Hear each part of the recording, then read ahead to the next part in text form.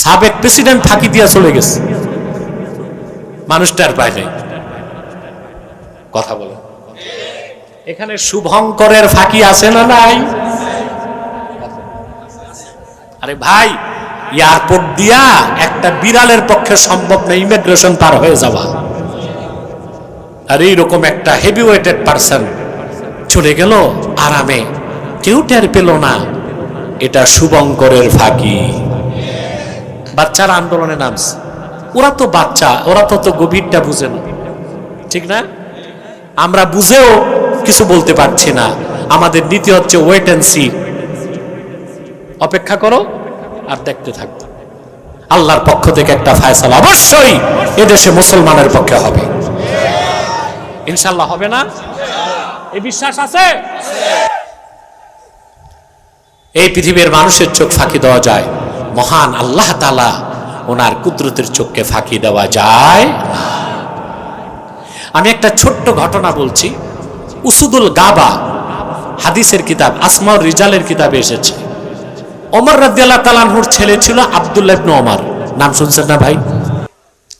আব্দুল্লাহ ইবনে ওমর রাদিয়াল্লাহু তাআলা আনহুমা, তিনি একদিন মক্কা মুকাররমায় হাঁটতেছেন, দেখলেন পাহাড় থেকে এক রাখাল মরুচারী বকরির পাল নিয়ে নামতেছে। এতগুলো বকরি দেখে আব্দুল্লাহ বিন ওমরের পছন্দ হয়েছে।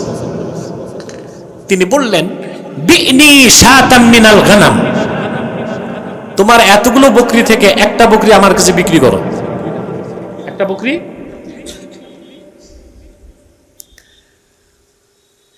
রাখাল বলল, হুজুর আমি তো রাখাল, বকরির মালিক না, বিক্রি করার অনুমতি নাই।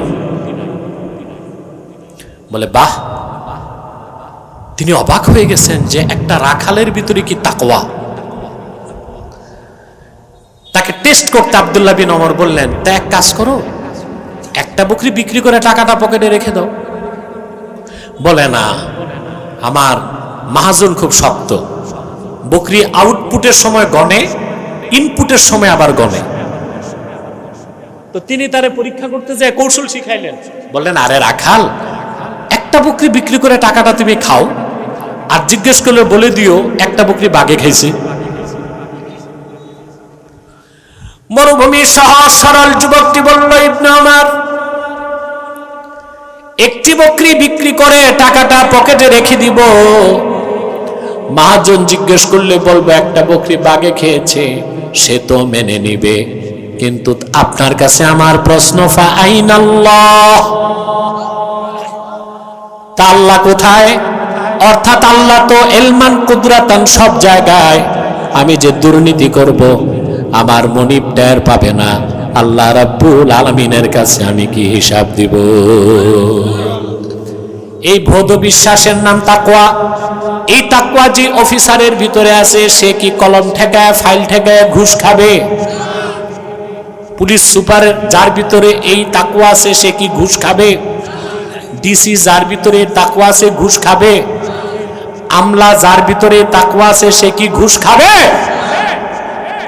তাহলে দুর্নীতিমুক্ত সমাজ ও রাষ্ট্র গঠনের জন্য তাকওয়ার কোনো বিকল্প। আমরা প্রথম হুকুমটা আল্লাহ তাআলার প্রথম হুকুমটা ব্যাখ্যা নিলাম, ফাত্তাকুল্লাহ, আল্লাহকে ভয় করো। আমরা আল্লাহকে ভয় করবো তো ভাই? ওয়া আসলিহু যাতা বাইনিকুম, নিজেদের মধ্যে সম্পর্ককে ঠিক করো। করবো তো ইনশাআল্লাহ। কিভাবে করব? আমরা কোন মুসলিমের গায়ে হাত দিব না। কথা বলেন। নিছক রাজনৈতিক স্বার্থে কোন মুসলিমের গায়ে হাত দিব না, তার সম্পদে হাত দিতে পারবো না, এই অনুমতি আল্লাহর পক্ষ থেকে নয়। আল্লাহর হাবিব ইরশাদ করেছেন, আল মুসলিমু মান সালিমাল মুসলিমুনা মিন লিসানিহি ওয়া ইয়াদিহি, পরিপূর্ণ মুসলিম তো সেই যার হাত এবং জবানের অনিষ্টতা থেকে অন্য মুসলমান নিরাপদ থাকে।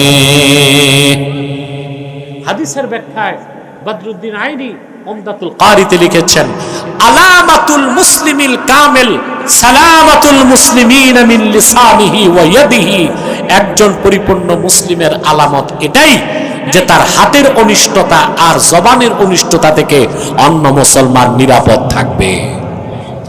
এই সূত্রে আমরা সম্পর্ক ঠিক করতে পারি। কি করতে পারি? কথা বলেন। জালেম, হত্যাকারী, খুনি, দুর্নীতিবাজ, তাদের প্রতি আমাদের কোনো দয়া থাকবে না। তাদেরকে দয়া করলে ওইটা আরেক জুলুম হবে, তাদের শাস্তি নিশ্চিত করতে হবে। বাকি মুসলমান যারা, তাদের ক্ষেত্রে আমাদের ক্ষমা সুন্দর দৃষ্টিতেই আগাতে হবে। পারবো তো ইনশাল্লাহ? এরপর আল্লাহ তাআলা বলেন, ওয়া আতিউল্লাহ ওয়ার রাসূল, আল্লাহর আনুগত্য করো, আল্লাহর রাসূলের আনুগত্য করো। আমরা করব তো ভাই?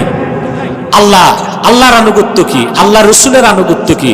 আল্লাহ রসুল সাল্লাল্লাহু আলাইহি সাল্লামের ব্যাপারে আল্লাহ বলেন, মাইয়ুতির রাসূল ফাকাদ আতা আল্লাহ, যে ব্যক্তি মুহাম্মদ সাল্লাল্লাহু আলাইহি ওয়াসাল্লামের আনুগত্য করলো সে তো আল্লাহর আনুগত্য করলো।